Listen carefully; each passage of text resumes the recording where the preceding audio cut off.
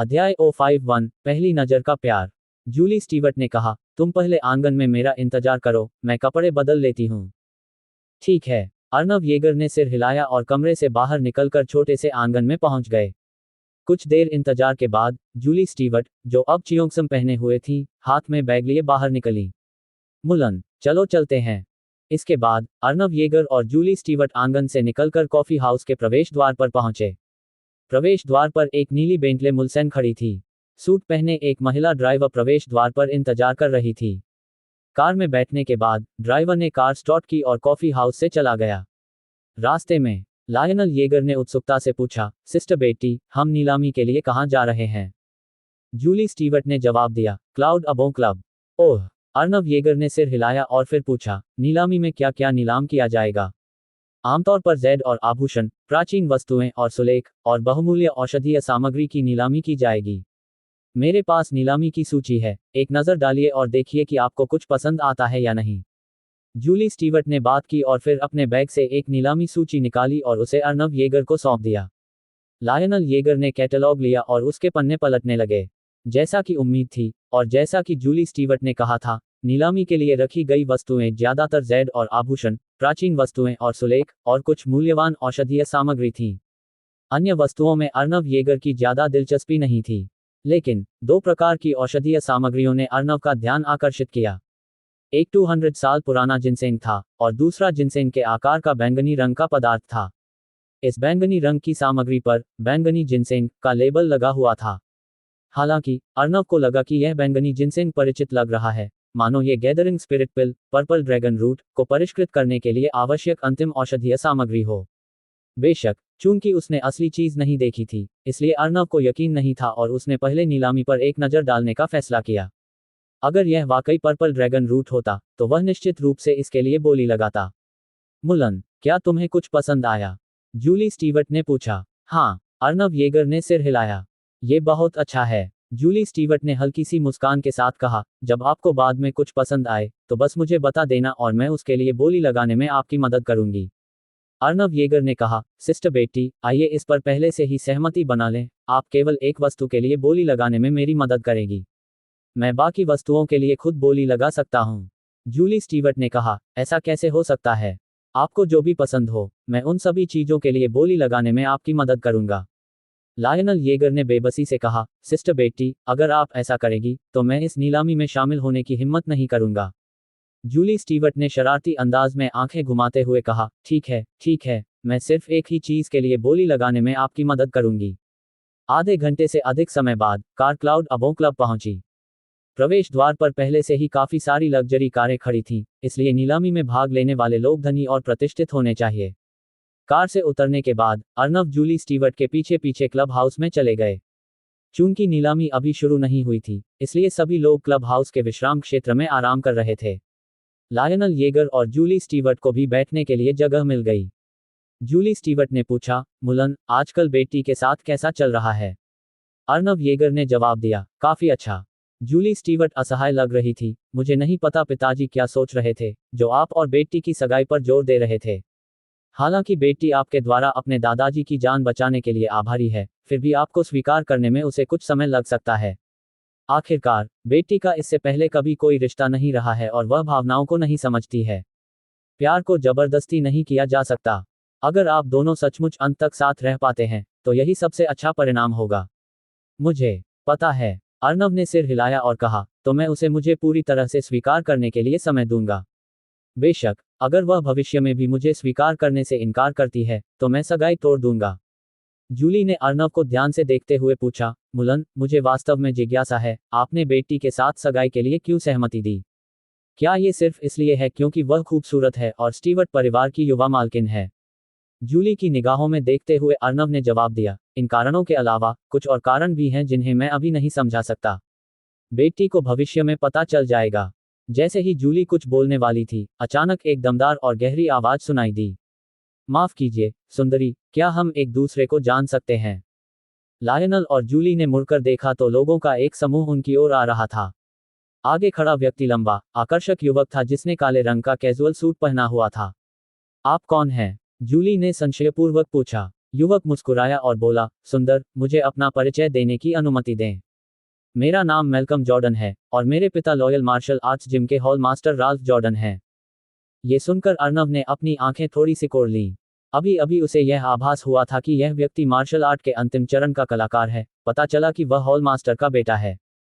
तो ये जॉर्डन परिवार का युवा मुखिया है। जूली ने सहमति में सिर हिलाया और फिर पूछा, मैं आपके लिए क्या कर सकती हूँ, यंग मास्टर जॉर्डन? मालकॉम ने धीरे से मुस्कुराते हुए कहा, सुंदर, जिस क्षण मैंने पहली बार तुम्हें देखा, मुझे तुमसे प्यार हो गया। शायद इसी को पहली नज़र का प्यार कहते हैं। तो मैं चाहता हूं कि तुम मेरी प्रेमिका बनो। ये सुनकर जूली मुस्कुराए बिना नहीं रह सकी। जूली की मुस्कान देखकर मैल्कम मंत्रमुग्ध हो गया, मानो उसका दिल एक धड़कन चूक गया हो। वहां मौजूद अन्य लोग भी अचंभित रह गए। हालांकि वहां मौजूद कई लोग जानते थे कि जूली स्टीवर्ट परिवार की तीसरी मालकिन थी, इसलिए उन्होंने दूर से ही देखने की हिम्मत की, न कि पास जाकर बातचीत शुरू करने की। फिर भी वे ये देखना चाहते थे कि क्या युवा मास्टर जॉर्डन इस खूबसूरत महिला को रिझा सकते हैं। जूली हंसते हुए बोली, युवा स्वामी जॉर्डन, मैं आपसे काफी बड़ी हूं। चलो उसे भूल जाते हैं। मालकॉम हंसा और बोला, मुझे बड़ी उम्र की महिलाएं पसंद हैं। परिपक्व महिलाएं अधिक आकर्षक होती हैं, है ना? जूली ने अपने बालों में उंगलियां फिराईं और कहा, माफ कीजिए, मेरा पहले से ही एक बॉयफ्रेंड है। पुरुष मित्र। मैल्कम का चेहरा गुस्से से लाल हो गया। उसने अर्नव की ओर इशारा करते हुए पूछा, क्या तुम इस बच्चे की बात कर रहे हो? हाँ। जूली ने सिर हिलाया, फिर अर्नव को एक अस्पष्ट इशारा किया। अर्नव क्षण भर के लिए स्तब्ध रह गया, लेकिन जल्दी ही उसने अपनी चेतना वापस पा ली। ऐसा प्रतीत होता था कि यह महिला चाहती थी कि वह उसके लिए ढाल का काम करे। वहां मौजूद सभी लोग हैरान रह गए। क्या चल रहा है? क्या जूली का कोई बॉयफ्रेंड था? उन्होंने इसके बारे में पहले कभी क्यों नहीं सुना था? इतने वर्षों के बाद भी जूली अविवाहित ही रही और उसने अनगिनत प्रस्तावों को ठुकरा दिया था। लेकिन उन्हें कभी उम्मीद नहीं थी कि रिवर सिटी की मशहूर खूबसूरत हसीना का अब एक बॉयफ्रेंड भी होगा। सभी की निगाहें जिज्ञासा से भरी हुई थीं और अर्नव पर टिकी हुई थीं।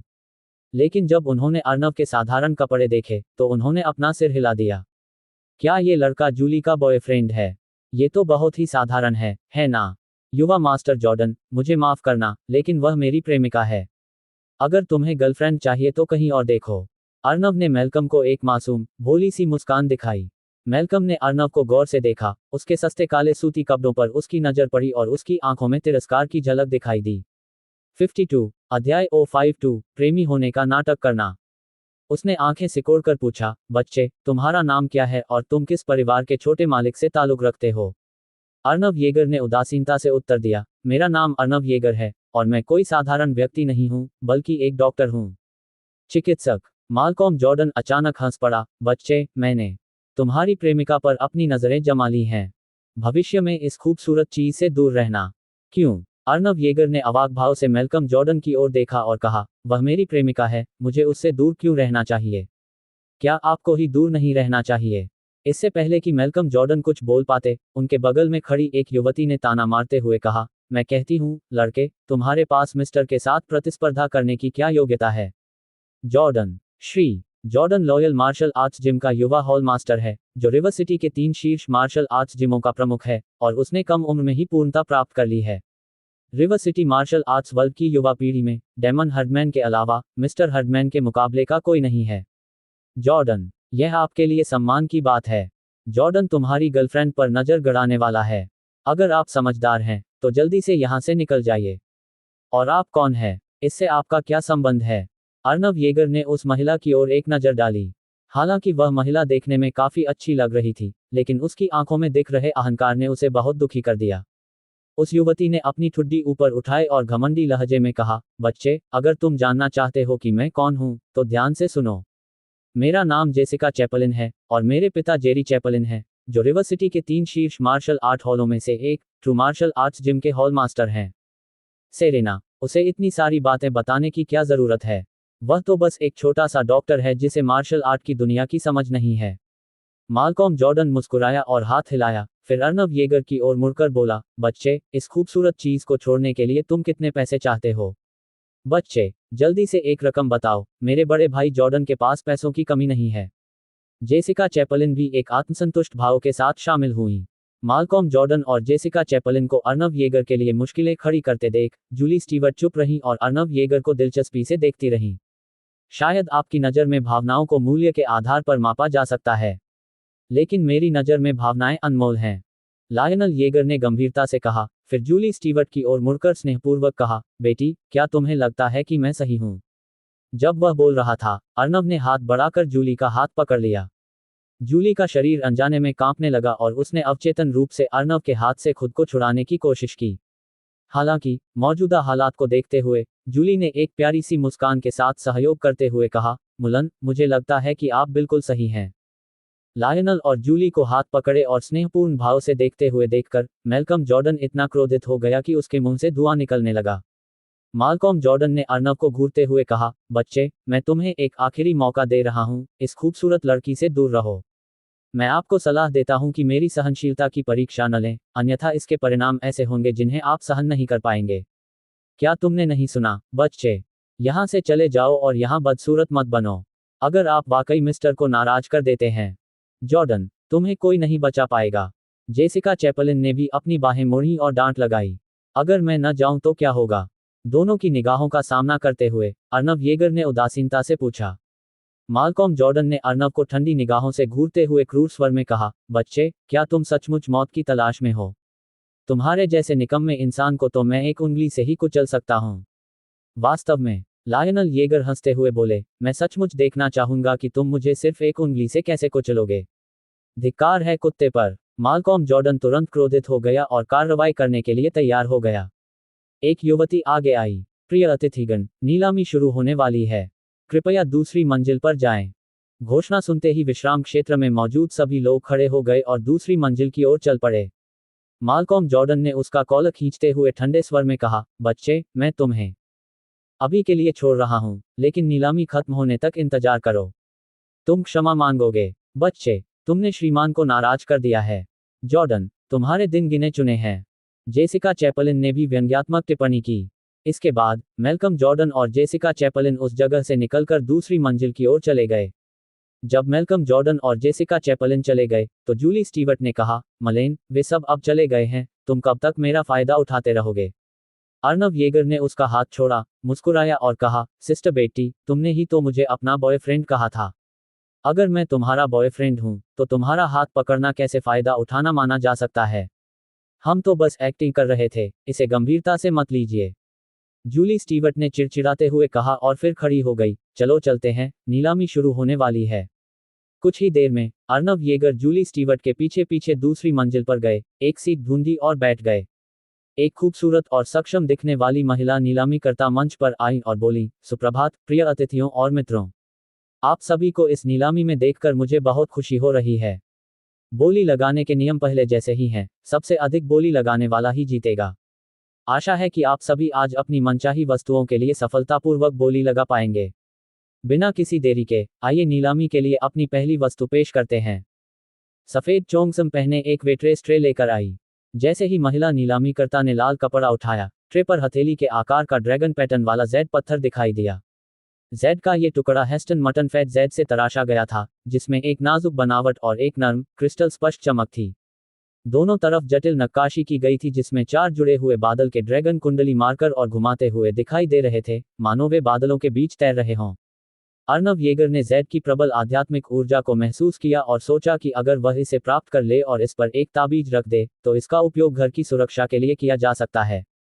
ये सोचते हुए अर्नव येगर ने जूली स्टीवर्ट से कहा, सिस्टर बेटी, कृपया इस जेड के टुकड़े के लिए बोली लगाने में मेरी मदद करें। ठीक है, कोई बात नहीं। बाद में आप बोली लगाइए और मैं भुगतान कर दूंगा। जूली स्टीवर्ट ने सिर हिलाकर सहमति जताई। इस समय महिला नीलामीकर्ता ने कहा, यह ड्रैगन पैटर्न वाला जेड पश्चिमी हान राजवंश का है और उत्कृष्ट कारीगरी का नमूना है, जिसमें जेड की गर्म और नाजुक बनावट है, जो इसे एक उत्कृष्ट संग्रहणीय वस्तु बनाती है। ड्रैगन पैटर्न जेड का परिचय देने के बाद महिला नीलामीकर्ता ने आगे कहा, इस ड्रैगन पैटर्न जेड की शुरुआती कीमत 5 मिलियन है और प्रत्येक बोली से कीमत में कम से कम 3 लाख की वृद्धि होनी चाहिए। जैसे ही उसकी आवाज धीमी हुई, भीड़ जयकारे लगाने लगी। 5,300,000, 5,800,000, 6 लाख। एलिप्सिस। कई बोलियों के बाद अर्नव येगर ने अपना कार्ड उठाया और चिल्लाया, 7 मिलियन। हालांकि जैसे ही अर्नव येगर ने अपनी बोली समाप्त की, अचानक एक और आवाज सुनाई दी, 7,300,000। अर्नव येगर ने मुड़कर देखा तो मैल्कम जॉर्डन अपना कार्ड उठा रहे थे। माल्कॉम जॉर्डन ने अर्नव येगर को अंगूठा ऊपर करके इशारा किया और उत्तेजक ढंग से उपहास किया। वह अर्नव येगर के बोली लगाने का इंतजार कर रहे थे। उसने अर्नव येगर की रुचि वाली हर वस्तु को छीनने की योजना बनाई और उसे कुछ भी प्राप्त करने से रोकने के लिए ऊंची बोली लगाई। उनके विचार में अर्नव येगर, जो केवल एक डॉक्टर थे, निश्चित रूप से उनके जितने धनी नहीं थे। ऐसा करके मैल्कम जॉर्डन अर्नव येगर से बदला लेना चाहता था और साथ ही जूली स्टीवर्ट के सामने अपनी दौलत का प्रदर्शन भी करना चाहता था। 53 अध्याय 053 मूर्ख को चिढ़ाना। 7.6 मिलियन। अर्नव येगर ने अपना पोस्टर फिर से उठाया। 8 लाख। माल्कॉम जॉर्डन ने भी अपना बैनर उठाया। इस समय तक दर्शकों को होश आ चुका था। ऐसा लग रहा था कि युवा जॉर्डन इस बच्चे से मुकाबला करने के लिए दृढ़ संकल्पित था। इसलिए वीर ने इसमें शामिल न होने का फैसला किया और यह देखना चाहा कि आगे क्या होता है। अर्नव येगर ने भौहें चढ़ाकर फिर से तख्ती उठाई। 9 मिलियन। 1 करोड़। माल्कॉम जॉर्डन ने भी अपना बैनर उठाया। 15 मिलियन। जैसे ही अर्नव येगर अपना पोस्टर उठाने वाले थे, जूली स्टीवर्ट ने उनसे पहले अपना पोस्टर उठा लिया। अर्नव येगर ने उनकी मायोकार्डिटिस का इलाज किया था, इसलिए वह बहुत आभारी थीं। अब जब अर्नव येगर को आखिरकार कुछ पसंद आ गया था, तो मैल्कम जॉर्डन ने हंगामा खड़ा करने के लिए कदम उठाया, जिससे वह चिढ़ गई। जूली स्टीवर्ट को अर्नव येगर की बोली में मदद करते देख मैल्कम जॉर्डन गुस्से से आग बबूला हो गया। उसकी छाती फूल रही थी। उसने दांत पीसते हुए तख्ती ऊपर उठाए और गुस्से से चिल्लाया, 20 मिलियन। वहां विद्रोह छिड़ गया था। हालांकि ड्रैगन पैटर्न वाला जेड अच्छा था, लेकिन 20 मिलियन की कीमत पहले ही जेड के मूल मूल्य से अधिक हो चुकी थी। जैसे ही जूली स्टीवर्ट बोली लगाने ही वाली थी, अर्नव येगर ने उसका साइनबोर्ड नीचे रख दिया और कहा, भूल जाओ, इस जेड की इतनी कीमत नहीं है। जूली स्टीवर्ट ने कहा, लेकिन क्या आपको ये पसंद नहीं है? अर्नव येगर ने कंधे उचकाते हुए कहा, मुझे ये पसंद है, लेकिन यह कोई आवश्यकता नहीं है। हम बाद में कुछ और देखेंगे। मुझे पसंद आने वाली और भी चीजें होनी चाहिए। ठीक है। जूली स्टीवर्ट ने सिर हिलाया और बोली लगाना जारी नहीं रखा। महिला नीलामीकर्ता ने भीड़ पर नजर डाली और चूंकि किसी और ने कीमत नहीं बढ़ाई, उसने जोर से घोषणा की, पहली बार 20 मिलियन, दूसरी बार 20 मिलियन, तीसरी बार 20 मिलियन। धड़ाम। पूरी तरह से ध्वस्त। श्रीमान को बधाई। जॉर्डन को 20 मिलियन में पश्चिमी हान ड्रैगन पैटर्न वाला जेड पत्थर मिला। एक वेट्रेस कार्ड स्वाइपर लेकर मैल्कम जॉर्डन के पास गई। मैल्कम जॉर्डन ने एक बैंक कार्ड निकाला और उसे बेहद स्टाइलिश तरीके से स्वाइप किया। इसके बाद नीलामी की दूसरी वस्तु का जिक्र किया गया। महिला नीलामीकर्ता ने लाल कपड़ा उठाया और ट्रे पर एक चित्रकारी का स्क्रॉल रखा हुआ था। 2 नीलामीकर्ताओं ने पांडुलिपि खोली और दर्शकों के सामने पेंटिंग प्रस्तुत की। ये एक स्याही से बनी पेंटिंग थी, जिसमें हल्की बारिश, बांस, पक्षियों और चट्टानों को कुछ ही स्ट्रोक की मदद से पूरी तरह से चित्रित किया गया था। इस पेंटिंग के माध्यम से दर्शक शांत और सुरुचिपूर्ण कलात्मक अवधारणा को महसूस कर सकते थे। महिला नीलामीकर्ता ने परिचय देते हुए कहा, ये रेन बैम्बू है, जो प्रसिद्ध मिंग राजवंश के चित्रकार तांग बोहू द्वारा बनाई गई एक पेंटिंग है। यह उनकी प्रामाणिक रचना है। इस स्क्रॉल पर तांग बोहू की एक कविता भी अंकित है, जो चित्र को पूरक बनाती है और इसे प्राचीन चित्रों में एक अनमोल धरोहर बनाती है। महिला नीलामीकर्ता के परिचय को सुनते ही माहौल में हलचल मच गई। आखिरकार बहुत से लोगों को तांग बोहू की पेंटिंग पसंद आई और वे नीलामी में इसे जीतना चाहते थे। महिला नीलामीकर्ता ने हल्की सी मुस्कान के साथ कहा, ठीक है, चलिए समय बर्बाद न करें, नीलामी शुरू करते हैं। शुरुआती कीमत 8 मिलियन है और हर बढ़ोतरी 5 लाख से कम नहीं होगी। जैसे ही उसकी आवाज नहीं रुकी, सभी ने एक के बाद एक बोली लगाना शुरू कर दिया। 8 मिलियन 500 हजार, 9 मिलियन 50 हजार, 1 करोड़। एलिप्सिस। कई लोगों की बोली लगने के बाद अर्नव येगर ने तख्ती उठाई और जोर से चिल्लाया, 15 मिलियन। मुलन, क्या तुम्हें ये पेंटिंग पसंद है? जूली स्टीवर्ट ने पूछा। कोई बात नहीं, अर्नव येगर ने सिर हिलाते हुए कहा, ये वास्तव में तांग बोहू की प्रामाणिक कृति है। अगर इसे संग्रह के लिए जीता जा सके तो अच्छा होगा।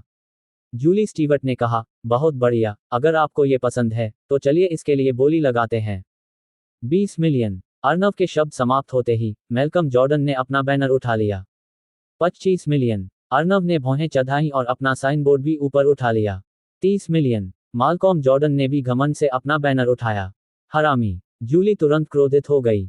उसने सीधे अपना तख्ता उठाया और चिल्लाकर कहा, 40 मिलियन।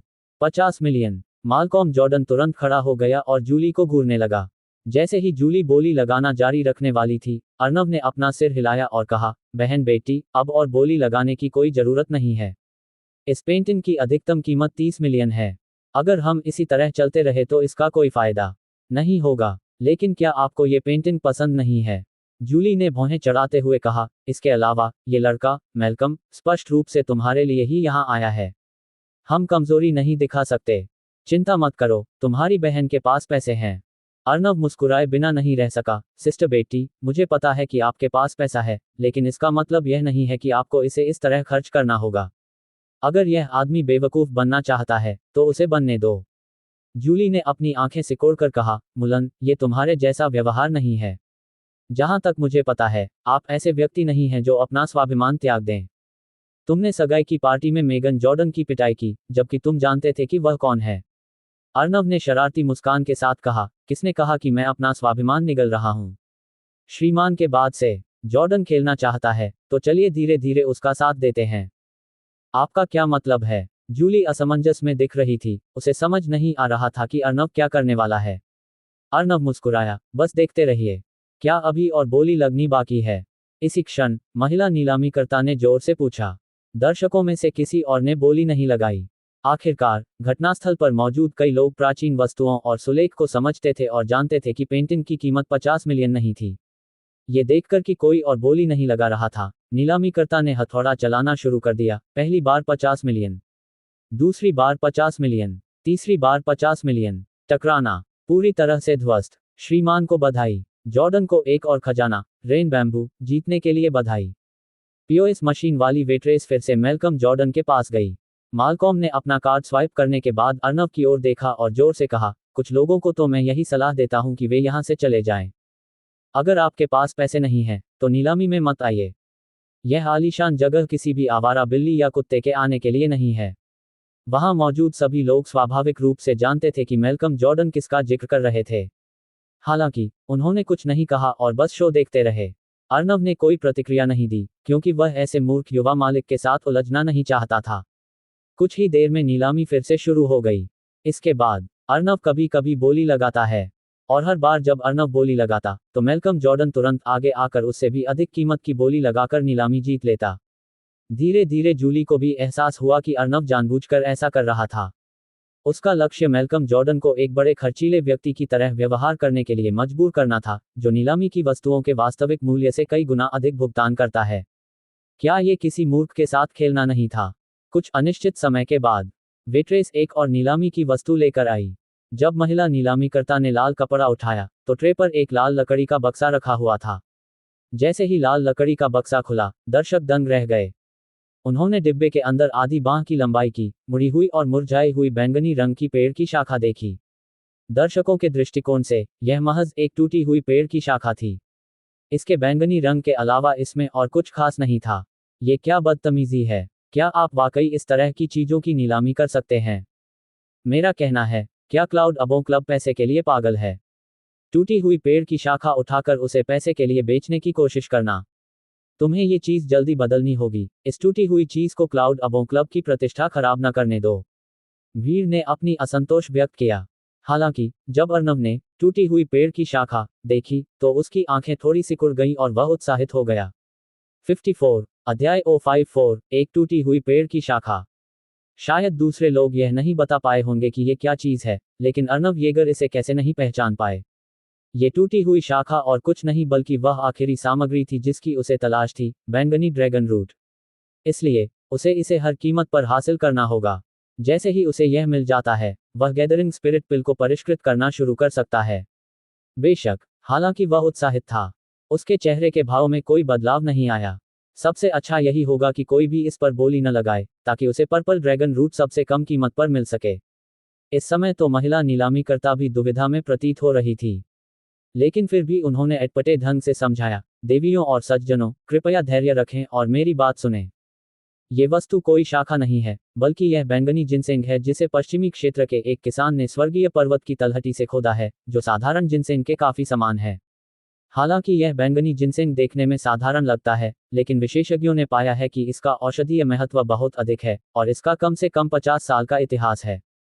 कृपया, बैंगनी जिनसेंग, मैंने इसके बारे में पहले कभी नहीं सुना। टूटी हुई शाखा को भी जिनसेंग बताकर प्रचारित किया जा सकता है। आजकल विशेषज्ञ सचमुच मनगढ़ंत कहानियां बना लेते हैं। भीड़ संतुष्ट नहीं थी। महिला नीलामीकर्ता भी बहुत परेशान थी, और वह इस बोली प्रक्रिया को जल्द से जल्द समाप्त करना चाहती थी। तो उसने आगे कहा, नीलामी अब शुरू होती है। शुरुआती कीमत 10 लाख है और प्रत्येक बोली 10,000 से कम नहीं होनी चाहिए। महिला नीलामीकर्ता द्वारा अपनी घोषणा समाप्त करने के बाद माहौल एकदम शांत था, किसी ने भी बोली नहीं लगाई। काफी देर तक सन्नाटा छाया रहा। एक गंजे बड़े बॉस ने हंसते हुए कहा, चूंकि हर कोई बोली नहीं लगा रहा है, तो मैं ही पहले शुरू करता हूं। उसने अपना तख्ती उठाते हुए चिल्लाकर कहा, 1,10,000। उसने अपनी कीमत इसलिए नहीं बढ़ाई क्योंकि उसकी नज़र इस तथाकथित शाखा पर थी, बल्कि क्लाउड अबों क्लब पर एहसान करने और उन्हें खुश करने के लिए बढ़ाई। इस बॉस के नेतृत्व में कई अन्य बॉस भी बोली लगाने लगे। उनका भी यही विचार था। आखिरकार कुछ मिलियन खर्च करना उनके लिए कोई बड़ी बात नहीं थी। 1,01,00,000, 1,02,00,000, 1,03,00,000। अलिप्सिस। सभी को बोली लगाते देख अर्नव येगर स्थिर खड़े रहे। वह लोगों के बोली लगाना बंद करने का इंतजार कर रहा था, ताकि वह उचित कीमत लगाकर एक ही बार में पर्पल ड्रैगन रूट प्राप्त कर सके। थोड़े ही देर के बाद कीमत बढ़कर 2 मिलियन हो गई और फिर किसी ने बोली नहीं लगाई। महिला नीलामीकर्ता ने उपस्थित लोगों की ओर देखा और पूछा, बॉस विंसलेट ने 20 लाख की बोली लगाई, क्या कोई 20 लाख से अधिक की बोली लगाने वाला है? किसी ने आवाज नहीं उठाई। मौज मस्ती के लिए 1 या 2 मिलियन खर्च करना कोई बड़ी बात नहीं थी, लेकिन अगर वे बोली लगाना जारी रखते हैं तो ये बेवकूफ़ी होगी। कुछ और देर इंतजार करने के बाद लायनल येगर ने जल्दी से जूली स्टीवर्ट से कहा, सिस्टर बेटी, 3 मिलियन की बोली लगाओ और यह वस्तु हासिल करो। जूली स्टीवर्ट हैरान रह गई। मुलन, क्या आप वाकई इस शाखा को पाने के लिए 3 मिलियन खर्च करना चाहते हैं? लायनल येगर ने कहा, सिस्टर बेटी, क्या आपने नहीं कहा था कि आप मुझे मेरी मनचाही कोई भी चीज़ दिलाने में मदद करेगी? मैंने इस वस्तु को पाने का मन बना लिया है, इसलिए कृपया इसे पाने में मेरी मदद करें। जूली स्टीवर्ट हिचकिचाई। मुलन, ऐसा नहीं है कि तुम्हारी बहन पैसा खर्च नहीं करना चाहती, लेकिन मुझे लगता है कि इस शाखा को खरीदने पर यह पैसा सरासर बर्बाद हो रहा है। अगर आपको दूसरी चीज़ों में दिलचस्पी है, चाहे वे कितनी भी महंगी क्यों न हो, आपकी बहन उन्हें खरीदने में आपकी मदद करेगी। तो क्यों न हम थोड़ा और आसपास देखें? अर्नव येगर ने सिर हिलाते हुए कहा, और आगे देखने की कोई जरूरत नहीं है, मैंने इस आइटम पर अपना मन बना लिया है। जूली स्टीवर्ट ने बेबसी से सिर हिलाया, ठीक है फिर। हालांकि एक शाखा पर 3 मिलियन खर्च करना वाकई मूर्खतापूर्ण लग रहा था, लेकिन जब तक अर्नव येगर को यह पसंद था, तब तक इसे मूर्खतापूर्ण ही रहने दो। इस समय महिला नीलामीकर्ता ने देखा कि कोई और बोली नहीं लगा रहा है और उसने हथौड़ा नीचे करते हुए कहा, पहली बार 2 मिलियन, दूसरी बार 2 million, 2 lakh, 3 million. Julie Stewart ने गहरी सांस ली और अपना साइनबोर्ड सीधे ऊपर उठाया। पलक झपकते ही वहां हंगामा मच गया। ये क्या हो रहा है? क्या लेडी स्टीवर्ट पागल हो गई हैं? एक शाखा पर 3 मिलियन खर्च कर रही हैं? नहीं नहीं, ऐसा लगता है कि उस लड़के ने लेडी स्टीवर्ट से बोली लगाने के लिए कहा था। क्या वह फिर से मैल्कम जॉर्डन को धोखा देने की कोशिश कर रहा है? श्री जॉर्डन मूर्ख नहीं है, वह इस चाल में कैसे फंस सकता है? भीड़ में कानाफूसी हो रही थी, क्योंकि उन्हें लग रहा था कि अर्नव येगर एक बार फिर मैल्कम जॉर्डन को धोखा देने की कोशिश कर रहा है। अर्नव येगर ने हल्के फुल्के अंदाज में यह भी कहा, श्रीमान जॉर्डन, क्या तुम हमेशा उन चीजों को मुझसे छीनने की कोशिश नहीं करते जिन पर मेरी नज़र टिकी हुई है? आपने अब क्यों रुक गए? कहीं तुम डर के मारे पीछे तो नहीं हट गए? दूर बैठे माल्कॉम जॉर्डन बेहद नाराज थे। ऐसा नहीं था कि वह अर्नव येगर के साथ लड़ना जारी नहीं रखना चाहता था, बल्कि उसे पता चला कि वह अपने साथ जो $200 मिलियन लाया था, वह खत्म हो चुका था। सेरेना, तुम्हारे पास अब कितने पैसे बचे हैं? मैल्कम जॉर्डन ने जेसिका चैपलिन से पूछा। श्री जॉर्डन, मेरे पास 50 मिलियन बचे हैं, जेसिका चैपलिन ने जवाब दिया। मैल्कम जॉर्डन ने कहा, मुझे 50 मिलियन उधार दो, मैं तुम्हें बाद में चुका दूंगा। जेसिका चैपलिन चिंतित हो गई। श्रीमान जॉर्डन, मैं तुम्हें पैसे उधार दे सकता हूं, लेकिन उस आदमी से अब और प्रतिस्पर्धा मत करना। क्या आपने अभी तक ध्यान नहीं दिया? वह आदमी आपको बहकाकर ढेर सारी ऐसी चीजें खरीदवा रहा है जिनकी आपको जरूरत नहीं है। और अब वह आपको धोखा देकर एक बेकार टूटी हुई शाखा खरीदने के लिए मजबूर करना चाहता है। जेसिका चैपलिन की बातें सुनकर मैल्कम जॉर्डन शांत हो गए। मैं समझता हूं, मैं उस बच्चे को इतनी आसानी से नहीं छोड़ूंगा।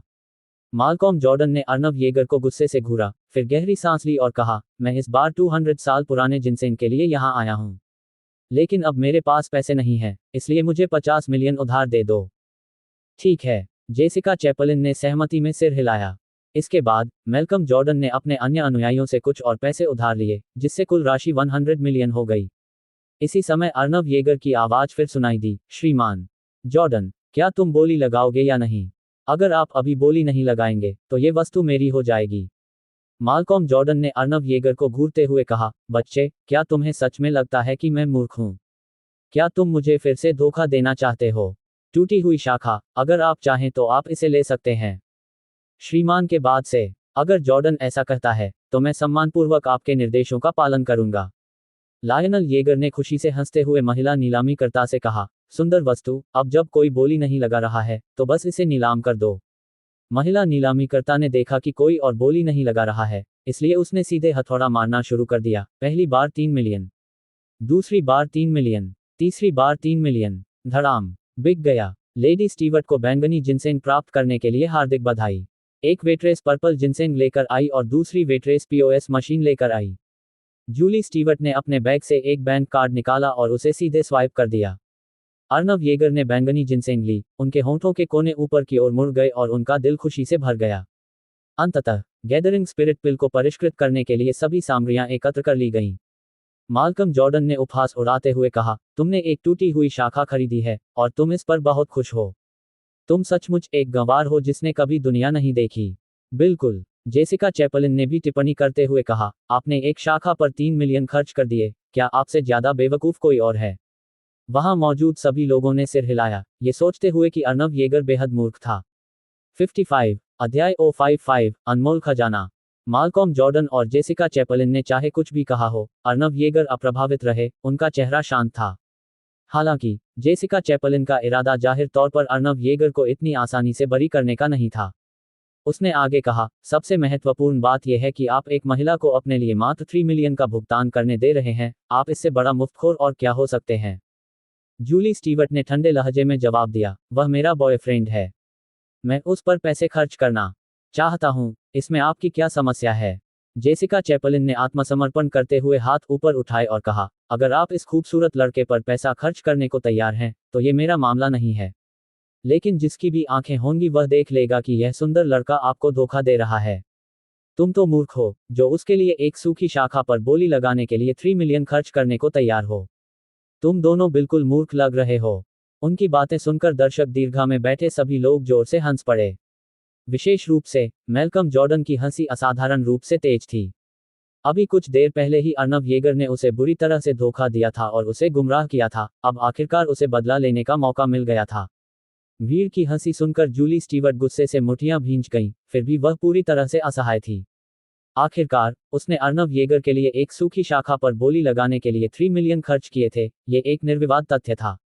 इस क्षण अर्नव येगर का चेहरा भावहीन हो गया। अगर इन बेवकूफों को उसका मजाक उड़ाना था तो ठीक है, लेकिन अगर वे जूली स्टीवर्ट को भी अपने उपहास में घसीटते तो वह इसे बर्दाश्त नहीं करते। इतना कहकर अर्नव येगर खड़े हो गए, बैंगनी जिनसेंग को उठाया और जोर से बोले, क्या आपको सच में लगता है कि यह सिर्फ एक सड़ी हुई शाखा है? नहीं तो क्या? क्या आपको सच में लगा था कि ये कोई खजाना है? मैल्कम जॉर्डन ने उपहास किया। बिल्कुल, अगर यह वाकई कोई कीमती वस्तु होती तो यह आपके हाथ कैसे लग जाती? जेसिका चैपलिन ने भी इस पर अपनी राय व्यक्त की। अर्नव येगर मुस्कुराए और बोले, चूंकि ऐसा है तो चलिए मैं आपको इस बेकार शाखा का असली चेहरा दिखाता हूं। उसने यह बात अपने दाहिने हाथ में पकड़ी हुई वस्तु को जोर से हिलाते हुए कही। पलक झपकते ही सूखी बाहरी परत उतर गई और एक चकाचौंध भरी बैंगनी रोशनी फूट पड़ी, जिसे देखकर सभी की आंखें चौंधिया गईं। अंततः टूटी हुई शाखा का असली चेहरा सबके सामने आ गया। उसका पूरा शरीर बैंगनी रंग की रोशनी से जगमगा रहा था, पारदर्शी और साफ, आध्यात्मिक ऊर्जा और जीवन शक्ति से भरा हुआ, ठीक वैसे ही जैसे अर्नव येगर के हाथ में एक छोटा सा बैंगनी अजगर कुंडली मारकर बैठा हो। इसके अलावा जड़ी बूटियों की एक तेज सुगंध तुरंत नीलामी स्थल में फैल गई, जिससे वहां मौजूद सभी लोग तरोताजा और स्पष्ट दिमाग महसूस करने लगे। हे भगवान, ये क्या है? मुझे सिर्फ एक बार सूंघने के बाद ही इतना आराम क्यों महसूस होता है? किसने सोचा होगा कि इस सूखी शाखा का असली स्वरूप इतना असाधारण होगा? खजाना, ये सचमुच एक खजाना है। दर्शक दीर्घा में लोग चिल्ला रहे थे, उनकी निगाहें अर्नव येगर के दाहिने हाथ पर टिकी हुई थीं। ये कैसे हो सकता है? ये टूटी हुई शाखा एक उच्च गुणवत्ता वाली औषधीय सामग्री निकली। जेसिका चैपलिन आश्चर्य भरी आवाज निकालने से खुद को रोक नहीं पाई। मालकॉम जॉर्डन का चेहरा भी काला पड़ गया। वह एक मार्शल आर्टिस्ट था और स्वाभाविक रूप से इस औषधीय पदार्थ में निहित तीव्र आध्यात्मिक ऊर्जा को महसूस कर सकता था।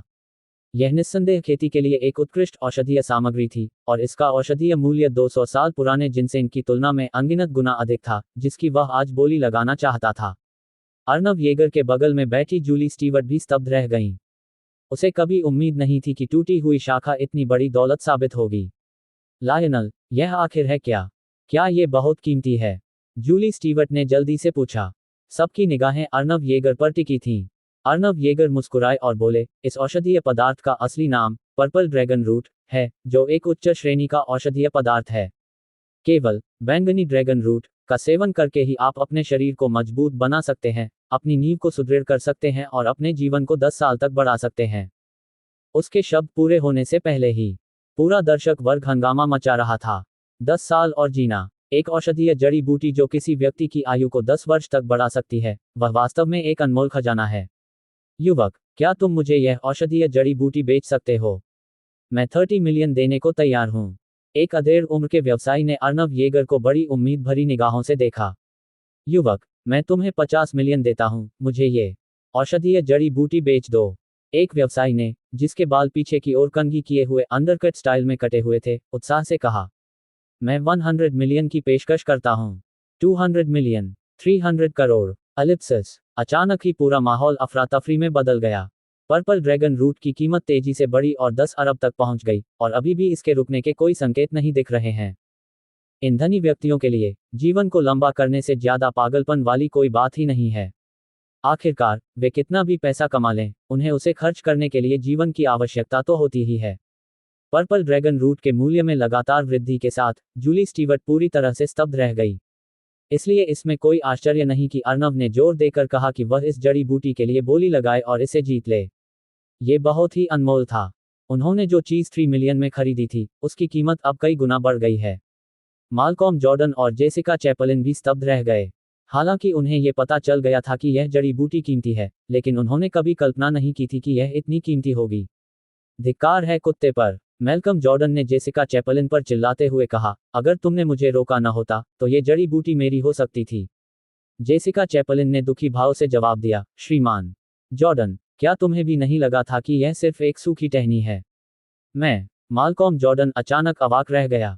जेसिका चैपलिन की आंखों में एक निर्मम चमक दिखाई दी जब उसने फुसफुसाते हुए कहा, मिस्टर जॉर्डन, उसे अपने पल का आनंद लेने दो। नीलामी समाप्त होने के बाद हम इसे उससे छीन लेंगे। ठीक है, चलो उसे करते हैं। मैल्कम जॉर्डन ने सिर हिलाया। इस समय तक उच्चतम बोली 5 अरब तक पहुंच चुकी थी। लेकिन अर्नव टस से मज नहीं हुआ। उन्होंने हल्की सी मुस्कान के साथ कहा, सभी को नमस्कार। बैंगनी ड्रैगन रूट मेरे लिए बहुत महत्वपूर्ण है, इसलिए मुझे खेद है, लेकिन मैं इसे नहीं बेचूंगा। इतना कहकर अर्नव ने पर्पल ड्रैगन रूट को वापस डिब्बे में रख दिया, ढक्कन बंद कर दिया और वापस बैठ गया। भीड़ तुरंत शांत हो गई। वे अनिच्छुक थे, फिर भी उनके लिए इससे अधिक कुछ कहना उचित नहीं था। आखिरकार उन्होंने इसके महत्व का गलत आकलन किया था। जूली स्टीवर्ट ने उत्साह से पूछा, मुलन, क्या आपने शुरू से ही यह महसूस किया था कि इस जड़ी बूटी का महत्व असाधारण है? बिल्कुल, अर्नव ने सिर हिलाया और मुस्कुराते हुए कहा, इसीलिए मैंने जोर दिया था कि आपको इसकी नीलामी जीतनी ही होगी। जूली स्टीवर्ट ने प्रशंसा भरी नजरों से उनकी ओर देखा और कहा, सिर्फ 3 मिलियन में इतना अनमोल खजाना आपके अलावा कोई और हासिल नहीं कर सकता था। अर्नव के बारे में उसकी जिज्ञासा हर मिनट बढ़ती जा रही थी। आखिर ये पुरुष कौन था? वह न केवल चिकित्सा और युद्धकला में अत्यधिक कुशल थे, बल्कि असाधारण चीजों को पहचानने की उनकी दृष्टि भी बहुत तीव्र थी। उसे सबसे ज्यादा आश्चर्य इस बात पर हुआ कि अर्नव इतने बड़े खजाने को संभाले हुए भी अविश्वसनीय रूप से शांत दिख रहा था, एक ऐसी शांति जो बनावटी नहीं लग रही थी। अगर यह कोई आम इंसान होता, तो अब तक वह शायद उत्साह से पागल हो गया होता। पहाड़ों से आया एक युवक इतना असाधारण व्यक्ति कैसे हो सकता है? बहन बेटी, आप मुझे हर समय इस तरह क्यों घूरती रहती हैं? मुझे पता है मैं आकर्षक हूं, लेकिन क्या मुझे इतनी बारीकी से देखने की कोई जरूरत है? अर्नव ने मजाक में पूछा। जूली स्टीवर्ट ने अर्नव की ओर कामुक अंदाज में आंखें घुमाते हुए कहा, मेरा आपको देखना आपकी खूबसूरती से कोई लेना देना नहीं रखता। मैं बस उत्सुक हूं, आप असल में कौन हैं? लायनल ने जूली स्टीवर्ट की आंखों में देखते हुए कहा, मैं कौन हूं, यह महत्वपूर्ण नहीं है। महत्वपूर्ण बात यह है कि आपको मेरे बारे में जिज्ञासु नहीं होना चाहिए। क्या आपको नहीं पता था, जिज्ञासा अक्सर स्नेह की शुरुआत होती है। 56, अध्याय 56, एक ऐसा अस्तित्व जिसे उकसाया नहीं जा सकता। मैं जूली स्टीवर्ट का चेहरा अचानक लाल हो गया और उसने कहा, ठीक है मुलेन, तुम्हारी हिम्मत कैसे हुई अपनी चाची को चिढ़ाने की, क्या तुम्हें डर नहीं लगता कि वह तुम्हारी टांग तोड़ देगी? लायनल येगर ने बेबसी से कहा, ये फिर से चाची कैसे बन गई, क्या ये बहन नहीं थी? मैं तुमसे बात नहीं करूंगा। जूली स्टीवर्ट ने नाक सिकोड़ी और अपना सिर दूसरी तरफ घुमा लिया। इसके बाद नीलामी जारी रही। एक एक करके नीलामी की वस्तुएं लाई गईं और ले जाई गईं। लायनल येगर को इसके बाद आने वाली चीजों में कोई दिलचस्पी नहीं थी। अंत में सामने आए 200 साल पुराने जिनसेंग ने ही उनका ध्यान थोड़ा आकर्षित किया। हालांकि 200 साल पुराना जिनसेंग पुराना तो था, लेकिन खराब संरक्षण के कारण इसका औषधीय प्रभाव काफी कम हो गया था। खास बात यह थी कि इस 200 साल पुरानी जिनसेंग की कीमत लगातार बढ़ती रही और अंततः इसे मैल्कम जॉर्डन ने 100 मिलियन में खरीद लिया। मैल्कम जॉर्डन द्वारा कार्ड स्वाइप करने के बाद उन्होंने अर्नव येगर से उत्तेजक लहजे में कहा, बच्चे, मेरे पास जो 200 साल पुराना जिनसेंग है वह शायद तुम्हारे पर्पल ड्रैगन रूट जितना अच्छा न हो, लेकिन इसका औषधीय प्रभाव भी बुरा नहीं है। क्या तुम्हें जलन हो रही है? अर्नव येगर हंसे और बोले, हाँ, मुझे सचमुच आपसे ईर्ष्या हो रही है, जिस तरह से आप इतनी बेपरवाही से इतना पैसा खर्च कर सकते हैं। आपके हाथ में मौजूद ये 200 साल पुराना जिनसेंग, इसके औषधीय प्रभाव को देखते हुए अधिकतम 20 से 30 मिलियन का होगा, लेकिन आपने इसे पाने के लिए वास्तव में 100 मिलियन खर्च किए। मैं आपकी प्रशंसा करता हूँ। ये सुनकर वहां मौजूद सभी लोग अचानक चौंक गए और उनके पसीने छूटने लगे। अरे यार, अच्छा हुआ मैंने समय रहते बोली लगाना बंद कर दिया, वरना मैं मूर्ख बन जाता। हाँ, मैं लगभग 150 मिलियन की बोली लगाने ही वाला था। सौभाग्य से मैंने ऐसा नहीं किया। सभी ने अपनी बात रखी और खुद को भाग्यशाली माना कि उन्होंने बोली लगाना जारी नहीं रखा। वे स्वाभाविक रूप से अर्नव येगर के शब्दों पर विश्वास करते थे। अगर यह बच्चा उच्च श्रेणी की औषधीय सामग्री पर 3 मिलियन खर्च कर सकता था, तो इसका मतलब था कि उसकी दृष्टि बहुत अच्छी थी। चूंकि उन्होंने ऐसा कहा है, इसलिए कोई गलती नहीं हो सकती। इस समय मैल्कम जॉर्डन इतना क्रोधित था कि मानो उसके फेफड़े फटने वाले थे और उसकी आंखों से आग निकलने वाली थी। वह पूरी नीलामी के दौरान मूर्खता करता रहा, खुद को बेवकूफ साबित करता रहा। श्री जॉर्डन, उसकी बकवास पर ध्यान मत दो। वह जानबूझकर आपको गुस्सा दिलाने की कोशिश कर रहा है। जेसिका चैपलिन ने अर्नव येगर को गुस्से से घूरा। अर्नव येगर ने कंधे उचकाते हुए कहा, हाँ, मैं वास्तव में उसे उकसा रहा हूं। अगर आप सभी इस तरह से खुद को तसल्ली दे सकते हैं, तो ठीक है। आप जेसिका चैपलिन भी इतनी क्रोधित हो गई कि उनका चेहरा लाल हो गया और वह चाहती थी कि काश वह अर्नव येगर को चीर फाड़ देती। माल्कॉम जॉर्डन ने गहरी सांस ली और कहा, बच्चे, बस तुम इंतजार करो। ये कहकर वह जेसिका चैपलिन और अन्य लोगों के साथ नीलामी स्थल से चले गए। जूली स्टीवर्ट ने फ्राउनिंग करते हुए कहा, मैल्कम जॉर्डन और बाकी लोग निश्चित रूप से प्रवेश द्वार पर आपका इंतजार कर रहे होंगे। वे आपको आसानी से जाने नहीं देंगे। मुझे किसी को बुलाना चाहिए? कोई जरूरत नहीं है, अर्नव येगर ने सिर हिलाते हुए कहा। चूंकि वे खेलना जारी रखना चाहते हैं, तो चलो हम भी उनके साथ खेलते हैं। इसके साथ ही अर्नव येगर नीलामी से चले गए। जूली स्टीवर्ट ने एक पल सोचा, फिर फैसला किया कि फिलहाल किसी को फोन नहीं करेगी और बाद में देखेगी कि क्या होता है। वह स्टीवर्ट परिवार की तीसरी महिला थी, और भले ही मैल्कम जॉर्डन और अन्य लोग अहंकारी थे, उन्हें वास्तव में लड़ाई शुरू करने की हिम्मत नहीं करनी चाहिए थी। इसी सोच के साथ वह अर्नव येगर के पीछे पीछे चली गई। हालांकि क्लब हाउस छोड़ने से पहले अर्नव येगर ने अपना मोबाइल फोन निकाला और डेविड हर्डमैन को एक टेक्स्ट मैसेज भेजकर उन्हें आने के लिए कहा। David Herdman River city Martial Alliance के नेता थे, जो सभी प्रमुख मार्शल आर्ट हॉलों के प्रबंधन के लिए जिम्मेदार थे। मैल्कम जॉर्डन और अन्य लोग भी मार्शल आर्ट हॉल से थे, इसलिए वे स्वाभाविक रूप से डेविड हर्डमैन के प्रबंधन में थे। जैसे ही अर्नव येगर और जूली स्टीवर्ट क्लब हाउस से बाहर आए, मैल्कम जॉर्डन और जेसिका चैपलिन अपने समूह के साथ चलकर आए और सीधे उनका रास्ता रोक दिया। आप क्या करना चाहते हैं? अर्नव येगर ने उदासीनता से पूछा। मेरी क्या करने की इच्छा है? माल्कम जॉर्डन ने एक सिगरेट जलाई, एक गहरा कश लिया, अर्नव येगर की ओर धुएं का एक झोंका छोड़ा और कहा, बच्चे, तुम्हें क्या लगता है कि मैं क्या करना चाहता हूं? जल्दी करो और अपने हाथ में मौजूद बैंगनी ड्रैगन रूट मुझे सौंप दो, फिर जमीन पर घुटने टेक कर मुझसे माफी मांगो और वादा करो कि भविष्य में इस खूबसूरत लड़की से दूर रहोगे, तब शायद मैं तुम्हें जाने देने पर विचार करूं। जेसिका चैपलिन ने अपनी बाहें मोड़ी और घमंड से कहा, बच्चे, क्या तुमने वह सुना? जल्दी करो और श्रीमान की तरह करो। जॉर्डन ने कहा, तुम्हें अपनी हद पता होनी चाहिए। हम वो लोग नहीं हैं जिनसे आप पंगा लेने का जोखिम उठा सकते हैं। इसी क्षण क्लब हाउस से बाहर आए लोगों ने हंगामा देखा और चारों ओर जमा हो गए। इस बच्चे का खेल खत्म हो गया है। उसने मिस्टर के साथ गड़बड़ की। जॉर्डन की पूरी नीलामी, और श्रीमान जॉर्डन उसे इतनी आसानी से जाने नहीं देगा। लेकिन लेडी स्टीवर्ट के यहाँ होने से उन्हें कोई कदम उठाने की हिम्मत नहीं करनी चाहिए, है ना? अगर बात आर्थिक शक्ति की हो तो लॉयल मार्शल आर्ट्स जिम और ट्रू मार्शल आर्ट्स जिम की तुलना स्वाभाविक रूप से नहीं की जा सकती, लेकिन जब ताकत की बात आती है तो स्टीवर्ट परिवार वास्तव में मुकाबला नहीं कर सकता। सभी लोग कानाफूसी कर रहे थे, उन्हें लग रहा था कि अर्नव येगर का खेल खत्म हो चुका है। जेसिका चैपलिन ने देखा कि अर्नव येगर कुछ नहीं बोल रहे थे और उन्होंने ताना मारते हुए कहा, बच्चे, क्या तुम डर के मारे पागल हो गए हो? अगर आप दर्दनाक सजा भुगतना नहीं चाहते तो हमारी बात मानिए। अर्नव येगर ने शांत भाव से कहा, मैं आपको सलाह देता हूं कि मुझसे पंगा न लें, वरना परिणाम अच्छा नहीं होगा। ये सुनकर मैल्कम जॉर्डन और जेसिका चैपलिन जोर से हंस पड़े। मैल्कम जॉर्डन ने अर्नव येगर को ऐसे देखा जैसे वह किसी मूर्ख को देख रहा हो और कहा, बच्चे, मैं तुम्हें बता दूं, इस पूरे रिवर सिटी में ऐसा कोई नहीं है जिससे मैं पंगा लेने की हिम्मत न करूं। वास्तव में, अर्नव येगर ने आंखें सिकोड़ते हुए कहा, क्या तुम इतने शानदार हो? बेशक मेरा बड़ा भाई बहुत बढ़िया है। जेसिका चैपलिन ने मैल्कम जॉर्डन को प्रशंसा भरी नजरों से देखा और कहा, मेरा बड़ा भाई रिवर सिटी के 3 शीर्ष मार्शल आर्ट हॉलों में से एक, लॉयल मार्शल आर्ट्स जिम का युवा हॉल मास्टर है, और river city martial arts world की युवा पीढ़ी का दिव्य प्रतिभा का धनी है। कोई भी इसकी बराबरी नहीं कर सकता। ठीक है, इस बच्चे के साथ शब्दों को व्यर्थ करने की कोई जरूरत नहीं है। इसका कोई फायदा नहीं है। माल्कॉम जॉर्डन ने हाथ हिलाया, फिर अर्नव येगर की ओर देखकर कहा, बच्चे, मेरा धैर्य सीमित है, मैंने जो कहा है उसे जल्दी करो। अर्नव येगर ने उदासीनता से कहा, अगर मैं ऐसा न करूं तो क्या होगा? क्या आपको यकीन है? माल्कॉम जॉर्डन ने अर्नव येगर को तीखी नजरों से घूरा। मुझे पूरा यकीन है। अर्नव येगर ने सिर हिलाया। अच्छा, बहुत अच्छा, उत्कृष्ट। माल्कॉम जॉर्डन गुस्से से हंसा और फिर हाथ हिलाते हुए बोला, भाइयों, इसकी दोनों टांगें तोड़ दो।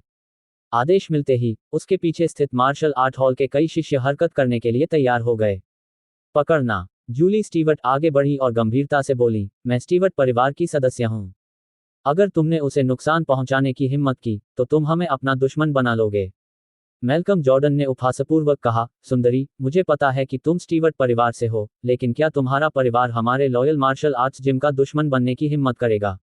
लॉयल मार्शल आर्ट्स जिम की तो बात ही छोड़िए, क्या आपका परिवार हमारे ट्रू मार्शल आर्ट्स जिम से दुश्मनी करने की हिम्मत करता है?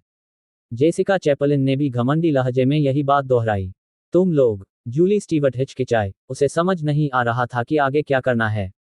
हालांकि स्टीवर्ट परिवार धनी और शक्तिशाली था, लेकिन उन्होंने शीर्ष मार्शल आर्ट हॉल से पंगा लेने की हिम्मत नहीं की। 2 हॉल की तो बात ही छोड़ दें।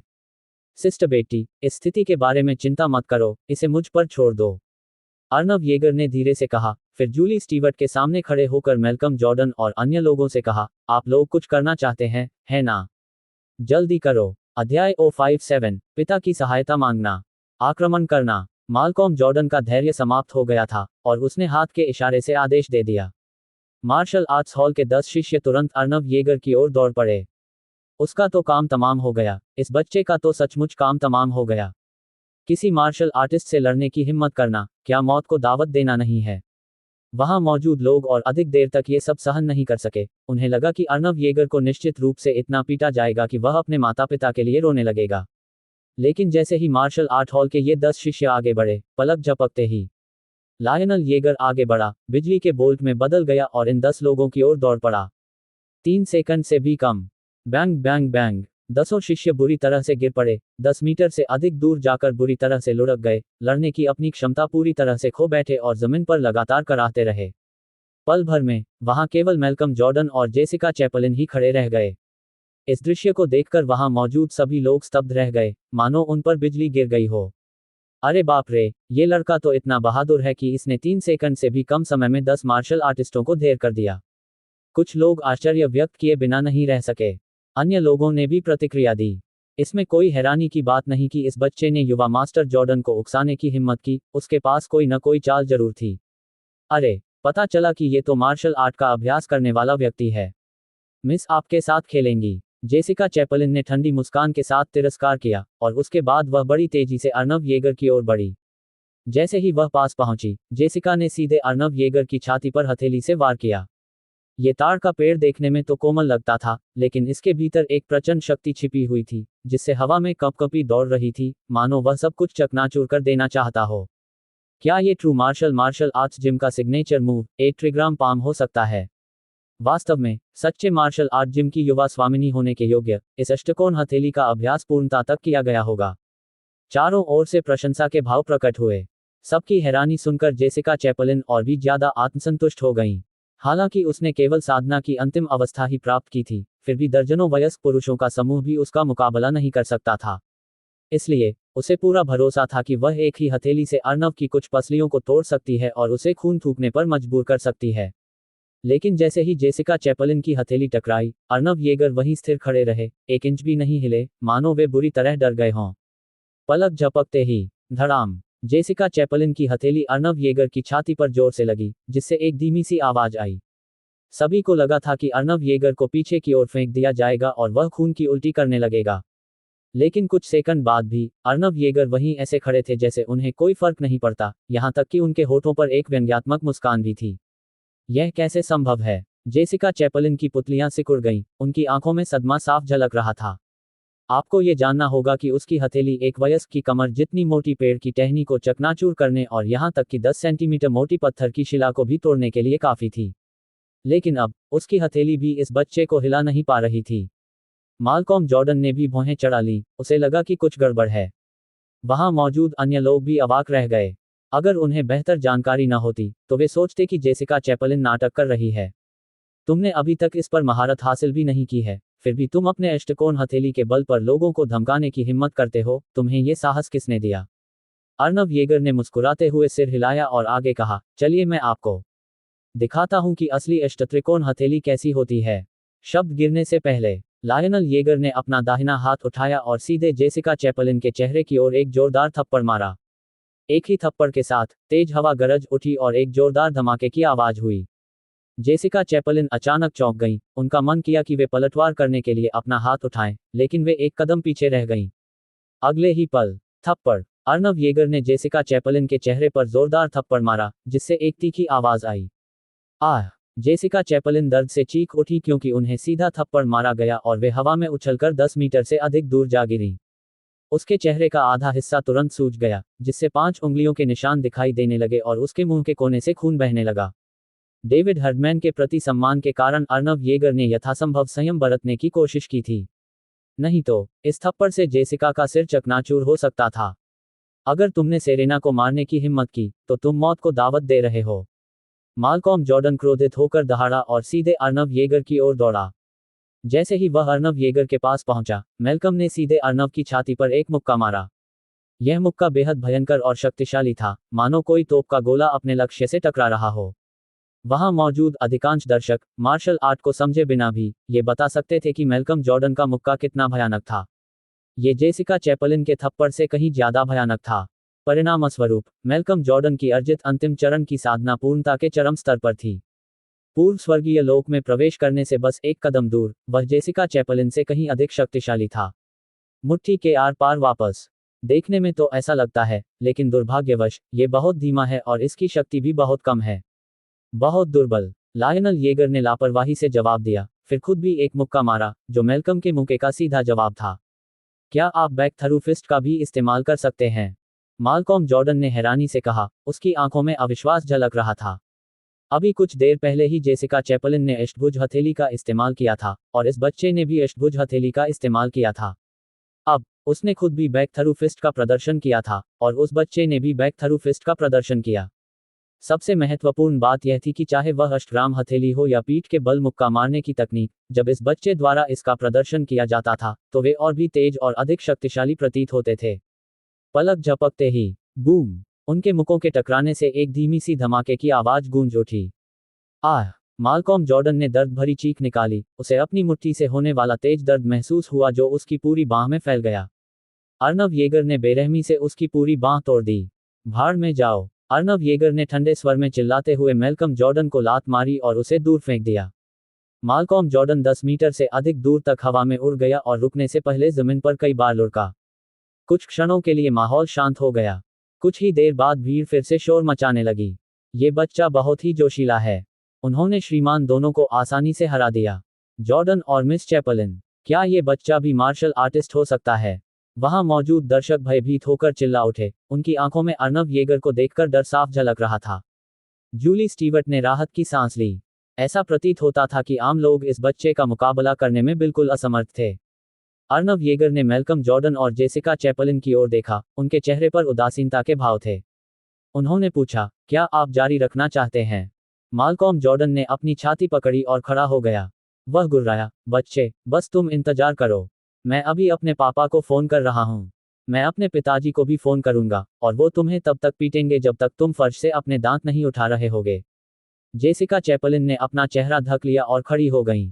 तो तुम अपनी ताकत पर भरोसा नहीं कर सकते और मदद के लिए अपने पिता को बुलाना चाहते हो? अर्नव येगर ने उपहास उड़ाते हुए कहा, ठीक है, आगे बढ़ो और कॉल करो। मैं इंतजार करूंगा। कुछ ही देर में मैल्कम जॉर्डन और जेसिका चैपलिन दोनों ने फोन किया।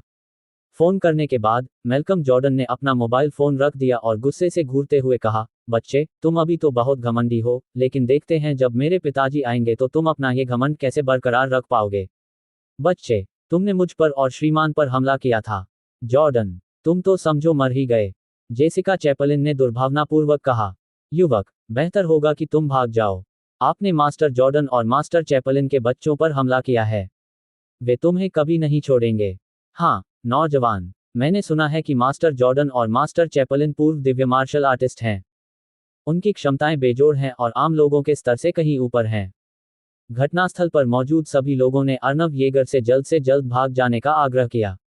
जूली स्टीवर्ट ने भी कहा, मुलन, चलो जल्दी से चलते हैं। मेरे पिता को मास्टर जॉर्डन और मास्टर चैपलिन से निपटने दीजिए। मेरे पिता की खातिर, मास्टर जॉर्डन और मास्टर चैपलिन आपको बख्श दें। 58, अध्याय 058, क्या हम आपको सम्मान दे रहे हैं? पलायन। माल्कॉम जॉर्डन ने उपहास करते हुए कहा, देखते हैं तुम कहां भाग सकते हो। अगर तुम रिवर सिटी से भाग भी जाओ, तो भी हम तुम्हें ढूंढ निकालेंगे। जेसिका चैपलिन ने भी अपना सिर उठाया और कहा, हमारे दोनों मार्शल आर्ट हॉल पहले ही East Nation Martial Arts Alliance में शामिल हो चुके हैं। मार्शल आर्ट्स एलायंस पूरे पूर्वी राष्ट्र में फैला हुआ है। बच्चे, तुम बच नहीं पाओगे।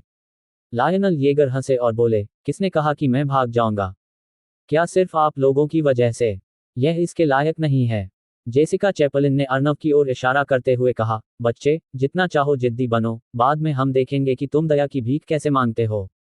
समय धीरे धीरे बीता, 20 मिनट से थोड़ा अधिक समय लगा।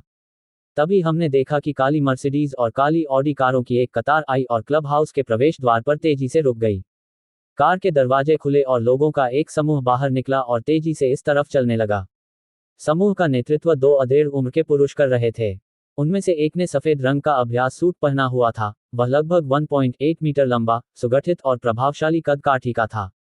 दूसरा व्यक्ति काले रंग का अभ्यास सूट पहने हुए था। उसकी लंबाई लगभग 1.75 मीटर थी। उसके बाल 3 to 7 भागों में बंटे हुए थे। वह दुबला पतला था और उसकी आंखें तेज थीं। ये 2 अधेड़ उम्र के व्यक्ति रिवर सिटी के 3 शीर्ष martial art hall, loyal martial arts gym और ट्रू मार्शल आर्ट्स जिम के हॉल मास्टर थे, राल्फ जॉर्डन और जेरी चैपलिन। मास्टर जॉर्डन और मास्टर चैपलिन यहाँ हैं।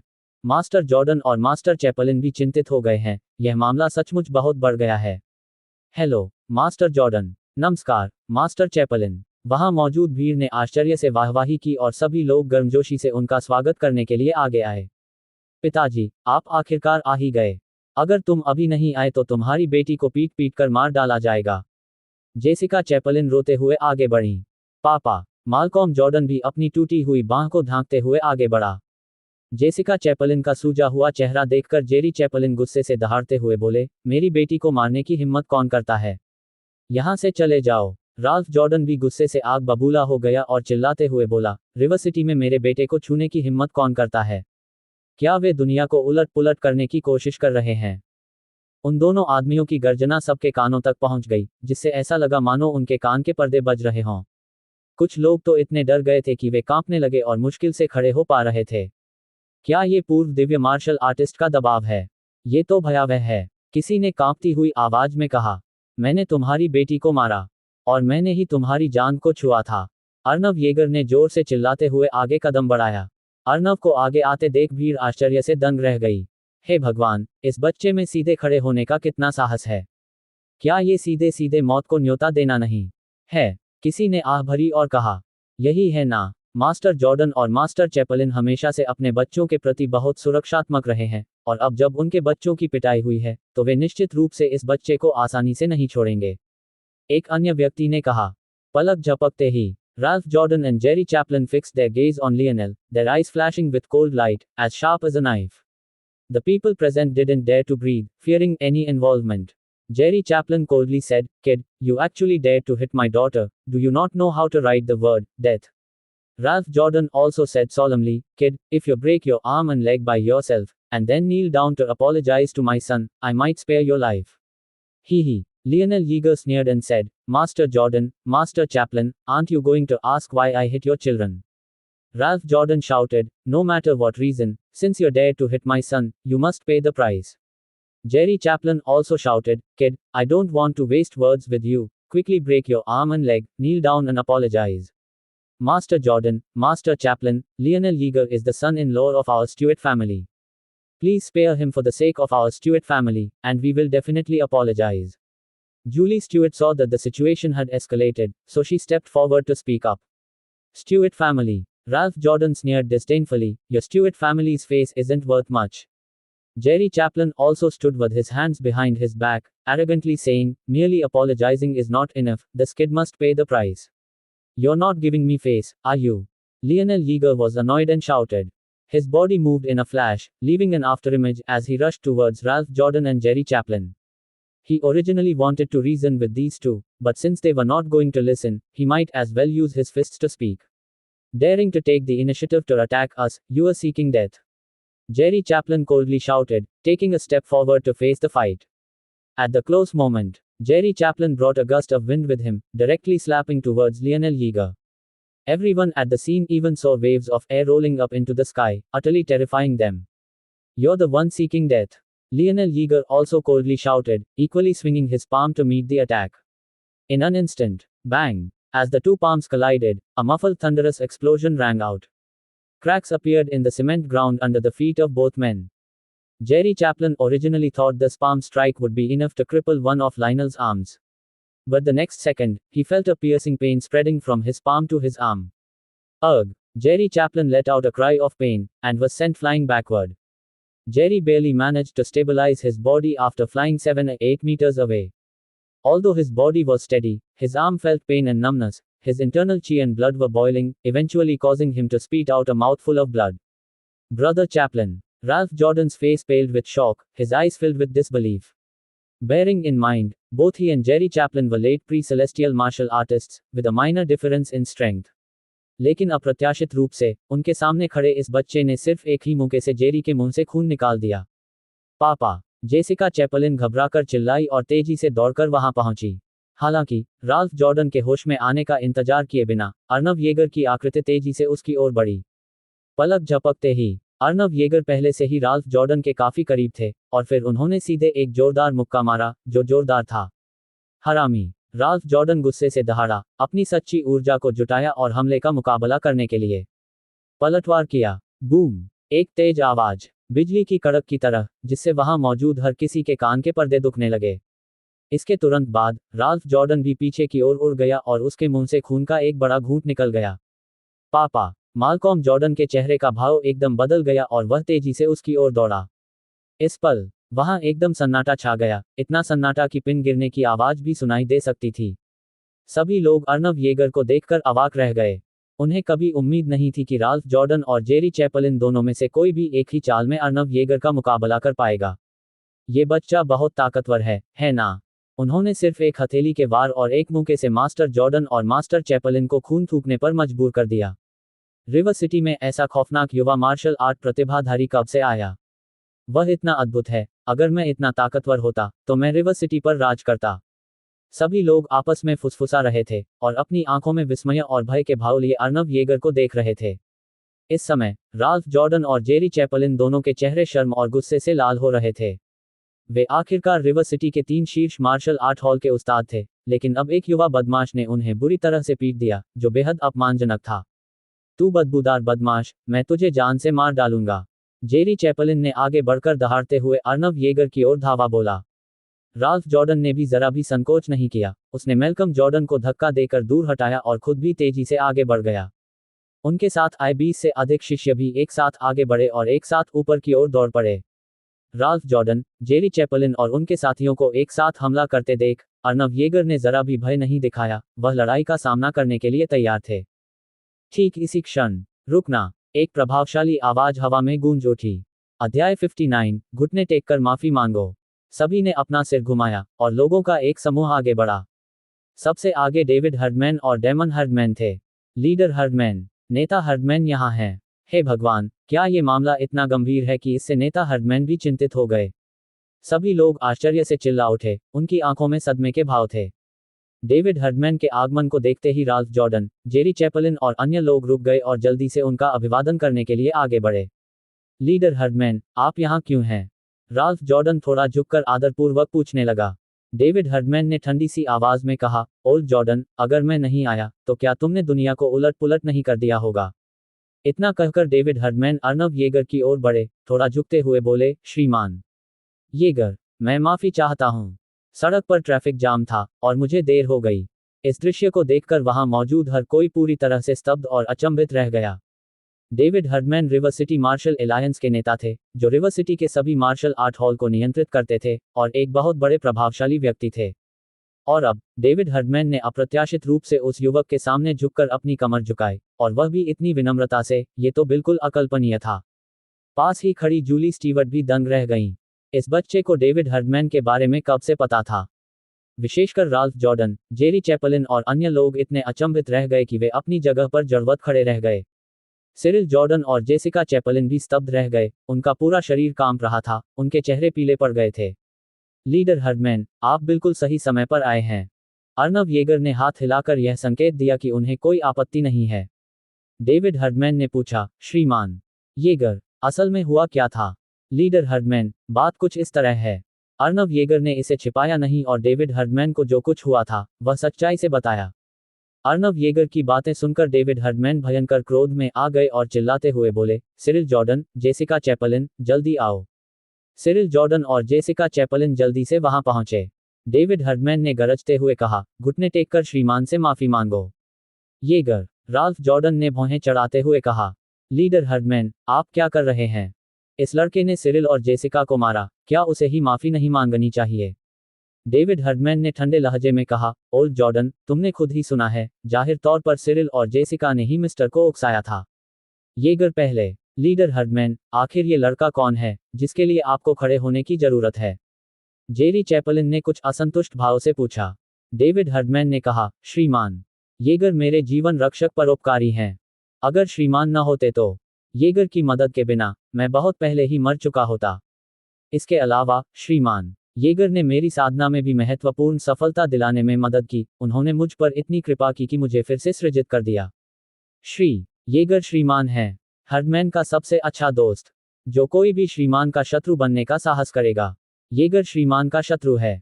चरवाहा। ये शब्द सुनकर राल्फ जॉर्डन और जेरी चैपलिन के चेहरे के भाव बदल गए और उन्होंने आगे कुछ भी कहने की हिम्मत नहीं की।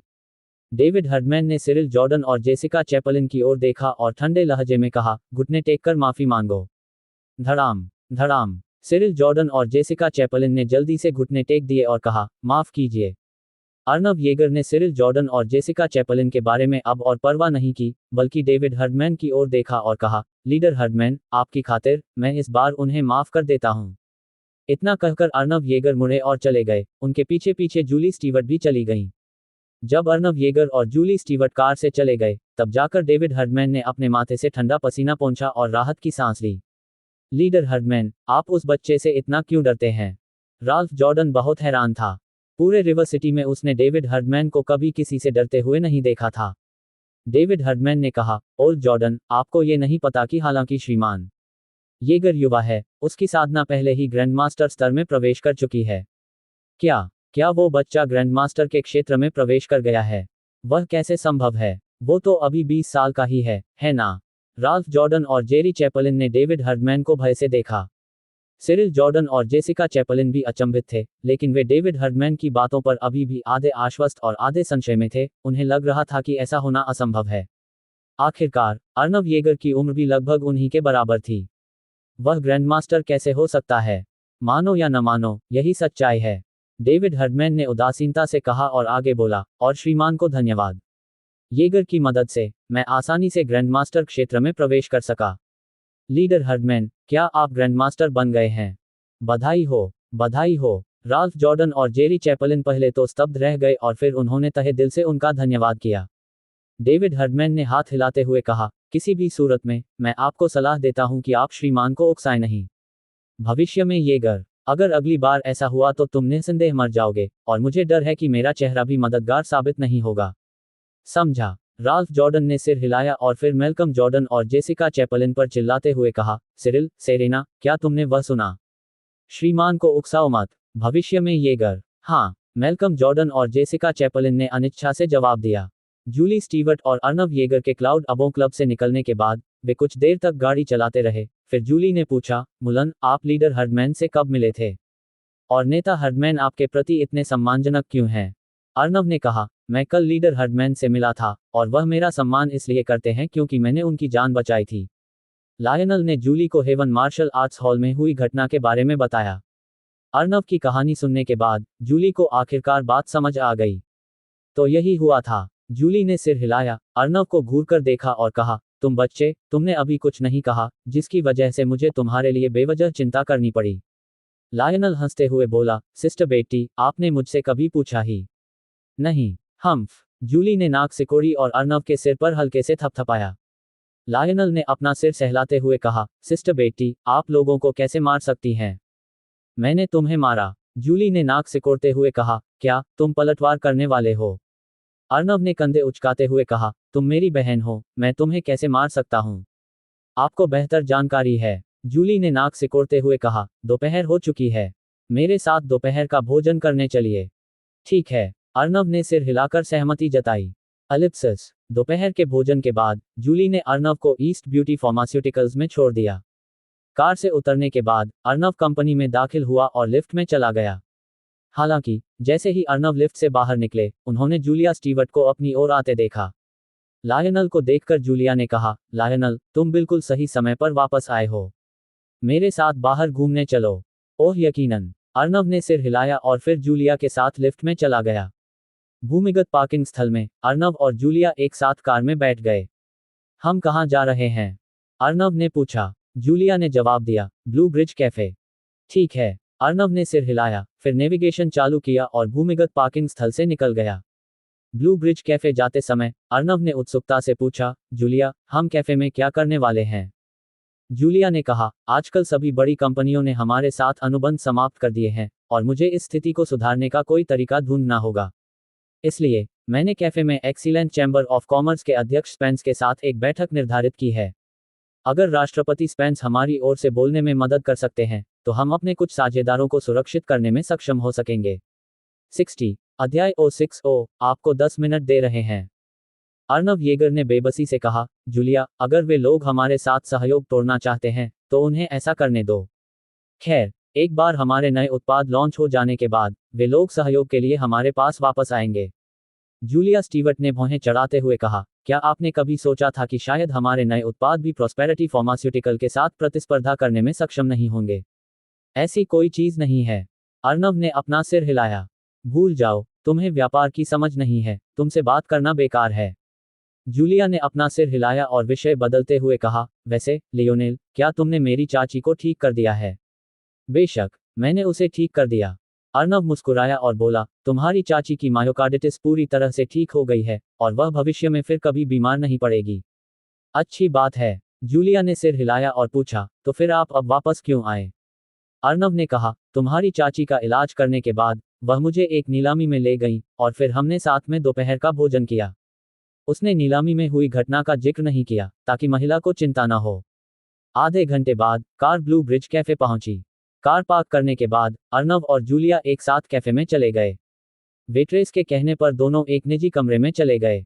उन्होंने 2 कप कॉफी मंगवाए, उसे थोड़ा थोड़ा पिया और इंतजार करने लगे। आधा घंटा बीत गया। अर्नव थोड़ा अधीर हो गया, राष्ट्रपति स्पेंस अभी तक क्यों नहीं आए? जूलिया ने कहा, राष्ट्रपति Spence river city elite business association के अध्यक्ष हैं, और वे आमतौर पर बहुत व्यस्त रहते हैं। इसलिए अधीर न हो, थोड़ा और इंतजार करें। अर्नव ने बिना कहे ही कहा, मुझे लगता है कि राष्ट्रपति स्पेंस आपको गंभीरता से नहीं लेते। जूलिया ने अपने होंठ सिकोड़ लिए, उसे महसूस हुआ कि आज की कॉफी सामान्य से अधिक कड़वी थी। वह जानती थी कि राष्ट्रपति स्पेंस उसे गंभीरता से नहीं लेते थे। अगर यह अतीत की बात होती जब ईस्ट ब्यूटी फार्मास्यूटिकल्स अपने चरम पर थी, तो राष्ट्रपति स्पेंस चाहे कितने भी व्यस्त क्यों न होते, समय पर पहुंच जाते।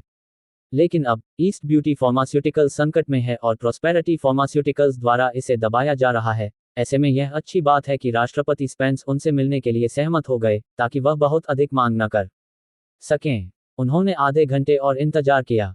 निजी कमरे का दरवाजा धक्का देकर खोला गया और 30 वर्ष की आयु की एक महिला, बेज रंग का पेशेवर सूट पहने हुए, छोटे बालों वाली और पेशेवर व्यवहार वाली, अंदर आई।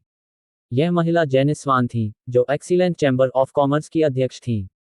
रिवर सिटी की सभी बड़ी और छोटी कंपनियों ने बिजनेस एसोसिएशन में शामिल हो गई थीं, और एसोसिएशन की अध्यक्ष के रूप में जेनिस स्वान विभिन्न कंपनियों को संगठित कर सकती थी और उनकी ऊर्जा को कम करके नहीं आंका जा सकता था। इसीलिए जूलिया जेनिस से मिलना चाहती थी।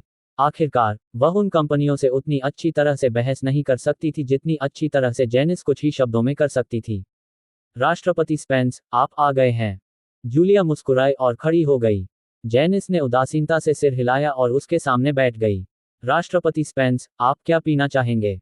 जूलिया ने उत्साहपूर्वक पूछा। मुझे कॉफी नहीं चाहिए। जेनिस ने अपना सिर हिलाया, अपनी पाटेक फिलिप लेडीज वॉच को देखा और कहा, मुझे जल्दी है, इसलिए मैं आपको 10 मिनट का समय दूंगी। मुझे बताओ, तुम मुझसे क्यों मिलना चाहते थे? उस महिला का घमंडी चेहरा देखकर अर्नव अचानक क्रोधित हो गया। आप राष्ट्रपति स्पेंस हैं, है ना? हम, जूलिया स्टीवर्ट और मैं, 1 घंटे से आपका इंतजार कर रहे हैं, और आपको जरा भी पछतावा नहीं है। जब आप पहुंचते हैं, तो आप ठंडे लहजे में बोलते हैं और कहते हैं कि आपके पास जूलिया स्टीवर्ट के लिए केवल 10 मिनट हैं। क्या आप कुछ ज्यादा ही असभ्य नहीं हो रहे हैं? वह नहीं चाहता था कि जूलिया के साथ अन्याय हो। जेनिस ने थोड़ा भौहें चढ़ाकर कहा, राष्ट्रपति स्टीवर्ट, ये कौन है? जूलिया ने जल्दी से कहा, राष्ट्रपति स्पेंस, वह मेरे सहायक हैं, अर्नव येगर। जेनिस ने अर्नव की ओर देखा और ठंडे लहजे में कहा, अगर वह सहायक है, तो उसे अपने काम से मतलब रखना चाहिए और ऐसी बातें नहीं कहनी चाहिए जो उसे नहीं कहनी चाहिए। आप। अर्नव और भी ज्यादा गुस्से में था। जेनिस को घूरते हुए बोला, राष्ट्रपति स्पेंस, लोगों के बीच सम्मान होना चाहिए। यदि आप दूसरों का सम्मान करेंगे, तो वे भी आपका सम्मान करेंगे। इसके अलावा, कभी कभी हर किसी को मदद की जरूरत पड़ती है। हो सकता है कि एक दिन आपको हमारी मदद की जरूरत पड़े। जेनिस का चेहरा और भी बदसूरत हो गया। राष्ट्रपति स्टीवर्ट, अगर आपका यही रवैया है, तो मुझे लगता है कि आज की बातचीत अनावश्यक है। इतना कहकर जेनिस खड़ी हो गई और जाने की तैयारी करने लगी। जूलिया ने जल्दी से अर्नव से कहा, लियोनेल, कम बोलो। फिर उसने माफी भरे चेहरे से जेनिस की ओर देखा और कहा, राष्ट्रपति स्पेंस, अर्नव ने जो कहा उसके लिए मैं माफी मांगती हूँ, कृपया इसे व्यक्तिगत रूप से न लें। हम्फ। जेनिस ने ठंडी सी झंझनाहट भरी आवाज निकाली और अपनी घड़ी पर नजर डालते हुए कहा, तुम्हारे पास 7 मिनट बचे हैं। आप। जैसे ही अर्नव दोबारा गुस्सा होने ही वाला था, जूलिया ने झट से उसकी ओर सिर हिला दिया।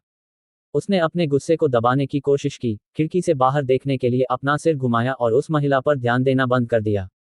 जूलिया ने गहरी सांस ली और मुस्कुराते हुए कहा, राष्ट्रपति स्पेंस, मैंने आज आपको यहाँ एक मदद मांगने के लिए आमंत्रित किया है। कौन सा उपकार? जेनिस ने अपनी बाहें मोड़ी और उदासीनता से पूछा। जूलिया ने कहा, मैं अध्यक्ष स्पेंस से अनुरोध करना चाहती हूँ कि वे एसोसिएशन के व्यवसाय मालिकों से बात करें और उनसे कहें कि वे फिलहाल हमारी ईस्ट ब्यूटी फार्मास्यूटिकल्स के साथ सहयोग न तोड़ें। जेनिस ने भावहीनता से कहा, राष्ट्रपति स्टीवर्ट, मेरे पास बॉस के विचारों को प्रभावित करने की शक्ति नहीं है। इसके अलावा, आपको अपनी कंपनी की मौजूदा स्थिति की जानकारी होनी चाहिए। आपके उत्पाद नहीं बिक रहे हैं। आपके साथ सहयोग जारी रखने से उन्हें पैसे के नुकसान के अलावा कोई लाभ नहीं होगा। इसलिए, उनके लिए आपकी कंपनी के साथ सहयोग तोड़कर प्रॉस्पेरिटी फार्मास्यूटिकल की ओर रुख करना बिल्कुल सामान्य बात है। जूलिया ने जल्दी से कहा, राष्ट्रपति स्पेंस, हमारी कंपनी नए उत्पादों को विकसित करने के लिए कड़ी मेहनत कर रही है। आधे महीने से भी कम समय में नए उत्पाद बाजार में आ जाएंगे। हमारे नए उत्पादों के लॉन्च होने के बाद बिक्री में निश्चित रूप से जबरदस्त उछाल आएगा, जो प्रॉस्पेरिटी फार्मास्यूटिकल के साथ प्रतिस्पर्धा करने के लिए पर्याप्त से कहीं अधिक होगा। इसलिए, मैं आपसे अनुरोध करता हूं कि कृपया ये बात बॉस तक पहुंचा दें। क्या आप चाहते हैं कि मैं सभी से वादे करूं? जेनिस का चेहरा उदास हो गया। नहीं, खोखले वादे नहीं। जूलिया ने बार बार अपना सिर हिलाते हुए कहा, मैंने जो कहा वह सच है। जेनिस ने ठंडे लहजे में कहा, आपकी कंपनी के नए उत्पादों के उत्पादन से पहले आप जो कुछ भी कहते हैं वह खोखले वादे हैं। जूलिया ने अपने होंठ सिकोड़कर विनती की, राष्ट्रपति स्पेंस, मुझे बस इतना चाहिए कि बॉस मुझे आधा महीना दे दें। बस आधा महीना और हमारी कंपनी निश्चित रूप से वापसी करेगी और बाजार पर फिर से कब्जा कर लेगी।